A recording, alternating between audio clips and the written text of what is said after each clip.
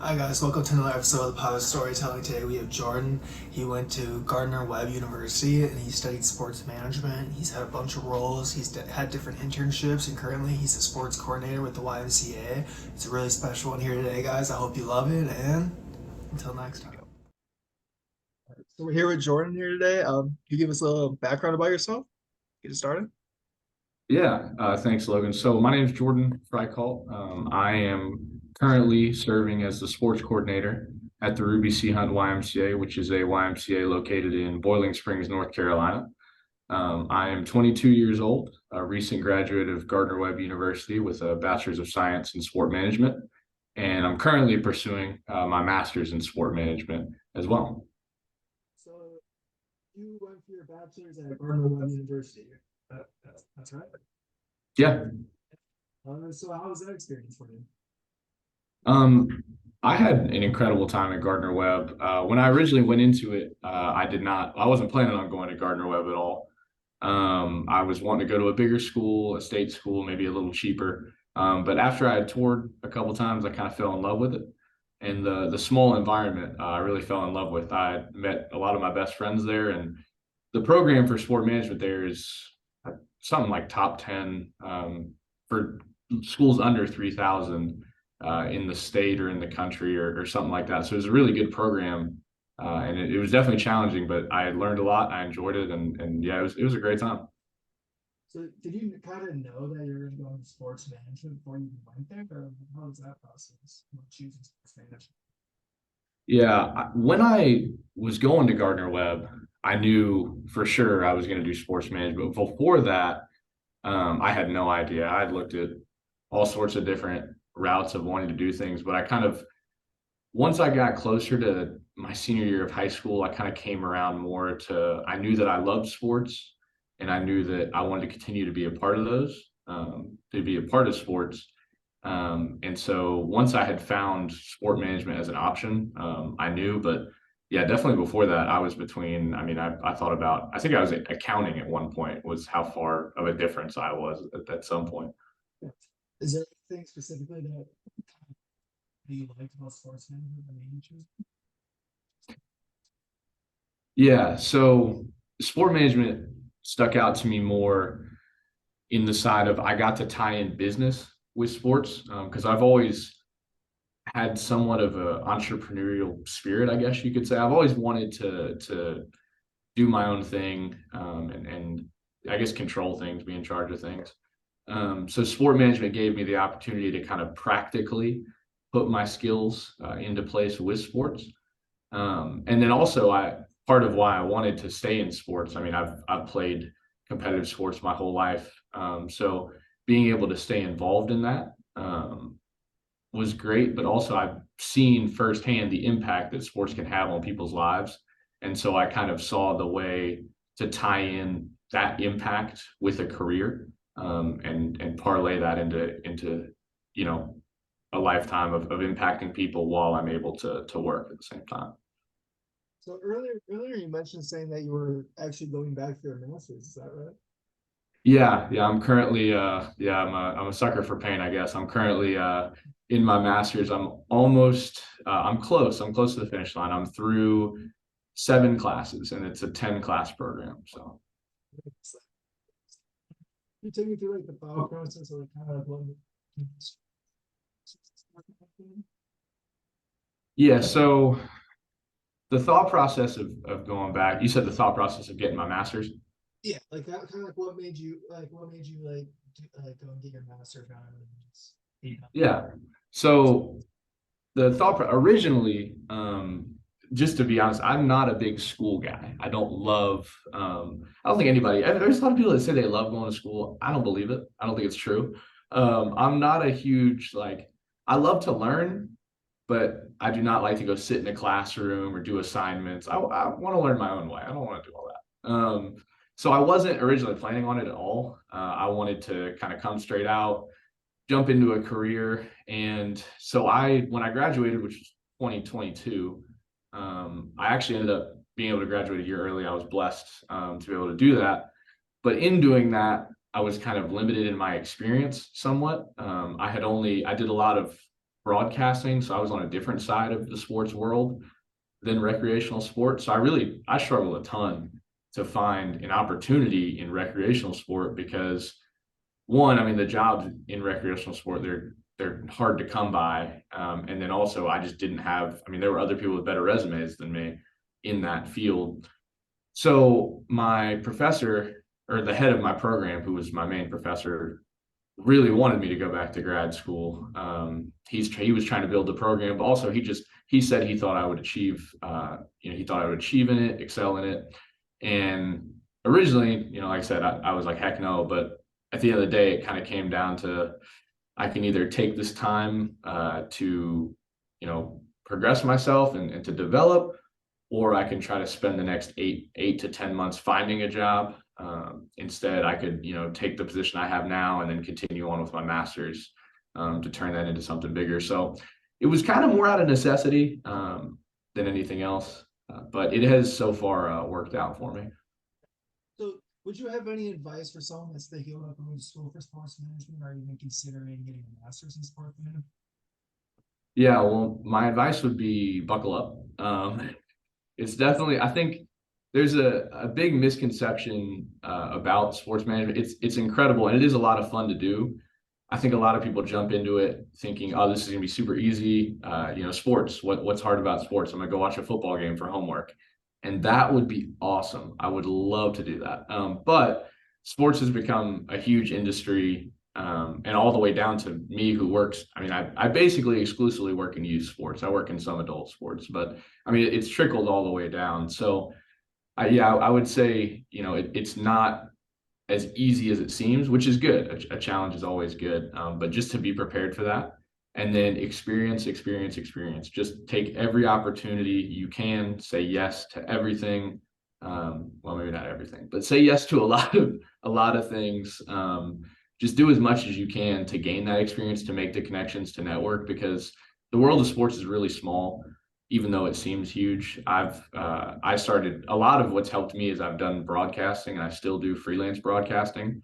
So I've met a ton of people who are connected with other people who get involved in these different fields and these different industries. And so those experiences and connections have really helped.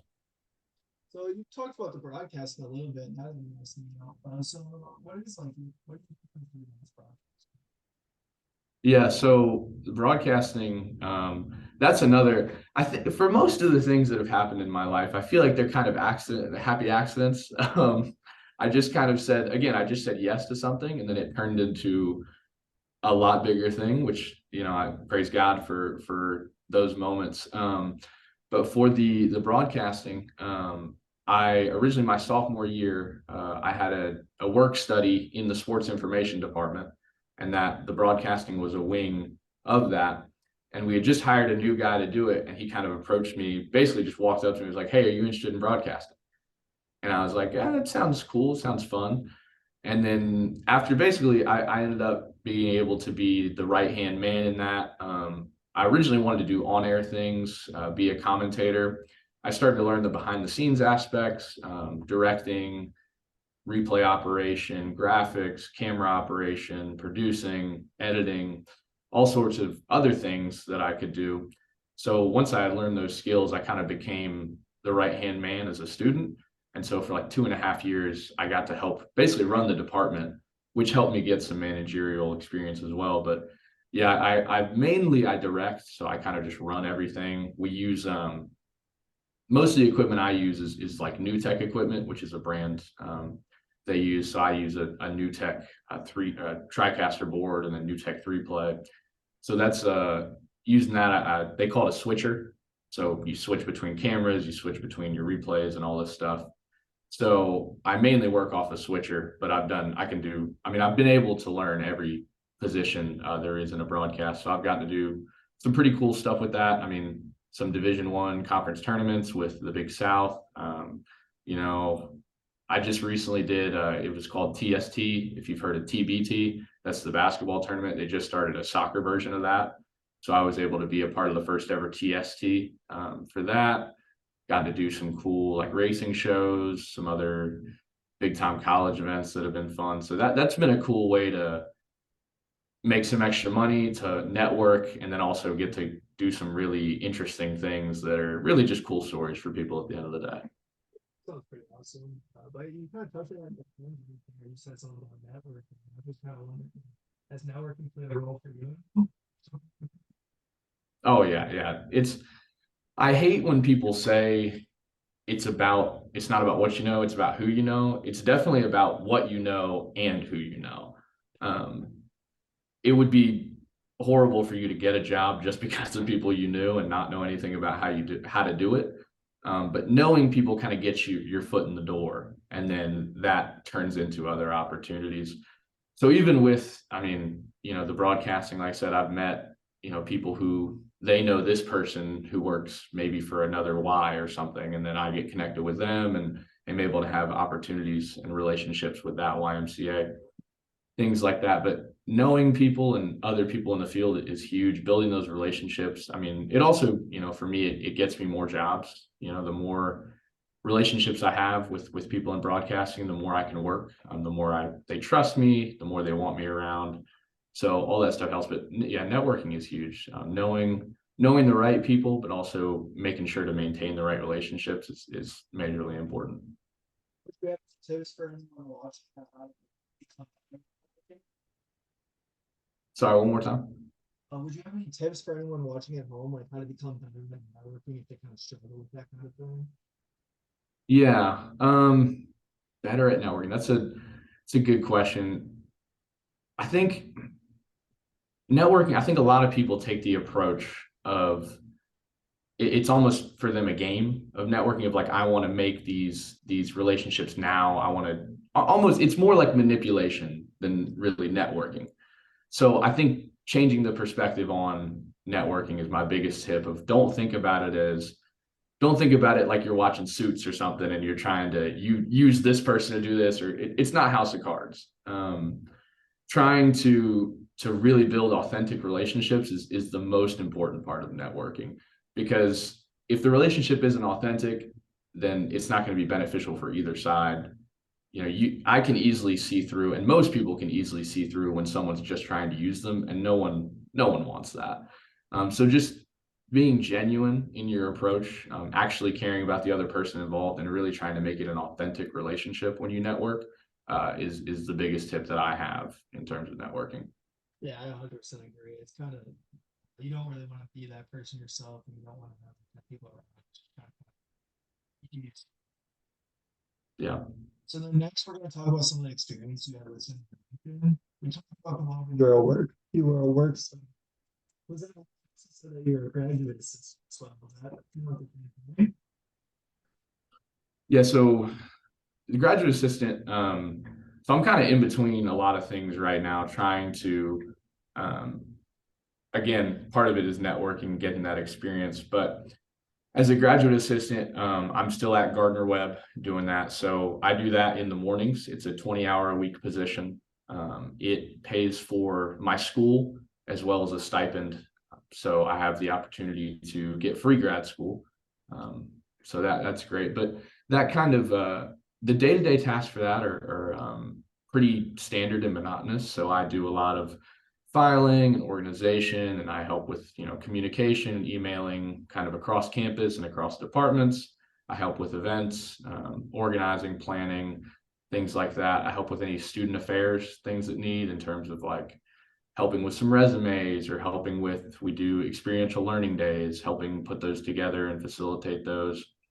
So that's a pretty standard thing, and sometimes my responsibilities change. We have some special projects I need to work on, but it's very much so helping out students with anything they need, and then kind of helping with communication between professors and faculty, and things like that. But that's a great opportunity, just in the fact of being able to get my grad school paid for. And then also I've gotten to go to some events and network through the College of Business at Gardner Webb. That's really helped me. I was able to go to the Charlotte Hornets. We did an event with them.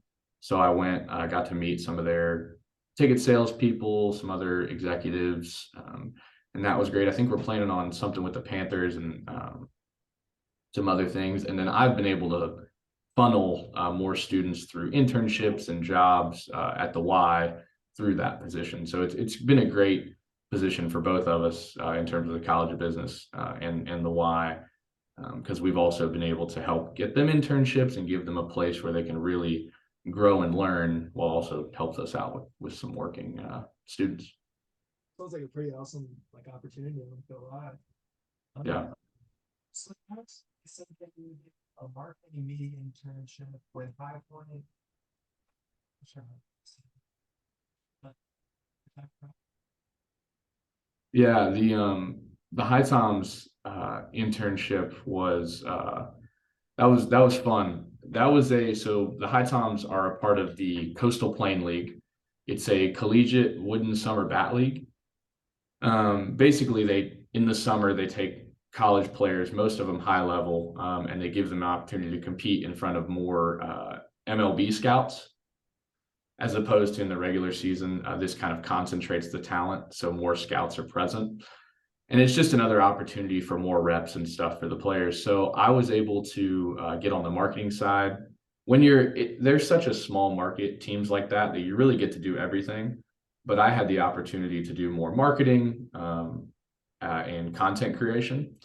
So my biggest role, though, actually was I got to do public address. So I was the PA guy for the summer. And I think if I were to do anything when I retired, it would be to do PA for a sports team. That was some of the most fun I've ever had, getting to be on the mic for every game, getting to call out all the players. I had a great time. I still try to get in and do it when I can with like some high schools and stuff. I'm very energetic with it though. So some of them, they're like, yeah, no, we'll get you in like a month, because I am like, I'm an absolute fireball. I just love doing it. I don't know. I think I'm a performer at heart, but that was a blast doing that. I learned a lot about the sport industry in general, because it was an absolute grind. It was 80 hours a week. It was hot summer days. It was long days, super late nights, just a ton of work, having to create your own promotions from scratch. It was super tough, but I learned so much about myself. I learned so much about sports. I learned about what I wanted to do in sports and what I didn't want to do. And an opportunity like that was so valuable for such a variety of reasons. And I'm super grateful. As difficult as it was to do, I'm grateful that I got the opportunity to be a part of that, because I learned a ton about, like I said, about myself, about sports. It was just a huge learning experience for me. Really those opportunities where like you don't necessarily love everything about it, kind of teaches you what you want to do for the future and stuff. I think those are always great opportunities to kind of help guide what you're going to do in the future. And then lastly, it was going to be about you said for offices. Did you say for Food Line? Yeah. Yeah. So that was my second job ever. So my first job was at it was actually the Wendy's across the street. So I kind of betrayed the Wendy's from going to the Food Line, but that was a rough job. Anybody working fast food knows that's just terrible. But I ended up went to the Food Line. Like my whole family has worked there. My brother worked there, my sister worked there. So it was kind of a family affair. But I went over there in high school. I was probably a junior, something. And I actually still put that experience on my resumes because it really did kind of build my leadership a lot. At this point, it's kind of dated and it's not really related to anything, but I use it to talk about how I learned how to manage personnel, but also a lot of customer service. I had to deal with just a lot of angry people, especially people who get really angry about, milk and bananas. And there's just nothing like dealing with somebody who's yelling at you because they dropped their milk in the parking lot. If you can handle that, you can handle just about anything in customer service. So yeah, I really enjoyed my time there. I had a lot of fun and I learned a lot. But yeah, it was an interesting time in the Wahlberg Food Line. Yeah. I've had my fair share of jobs within food back in high school as well, so I just know exactly where you're coming from with that one. And then Yeah. next we're just gonna move into some more like general questions, and the first one's just gonna be like, so what does success look like to you? For me, I think success looks a little different.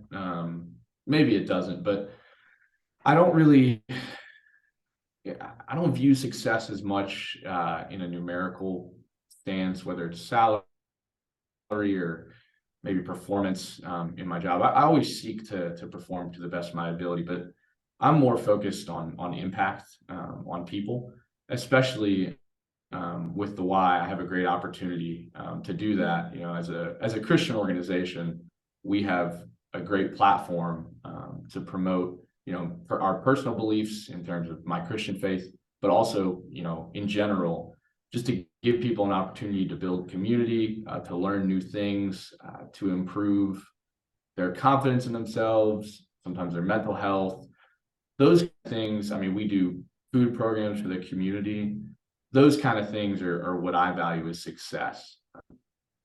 And that's part of why I'm with the Y and hope to stick with the Y for a long time, is that it's a great opportunity to impact people and change lives even in the smallest things. You know, I have kids in sports that I often coach. I'm actually coaching this summer, and some of the smallest things you say to a kid just to encourage them can really stick with them. And so things like that, and I would say I like to call it having a Y attitude, because you know it's what we do here. You know, at Y is just trying to positively impact people, and our mission statement is for the Cleveland County YMCA's is to help everyone reach their God-given potential in spirit, mind, and body.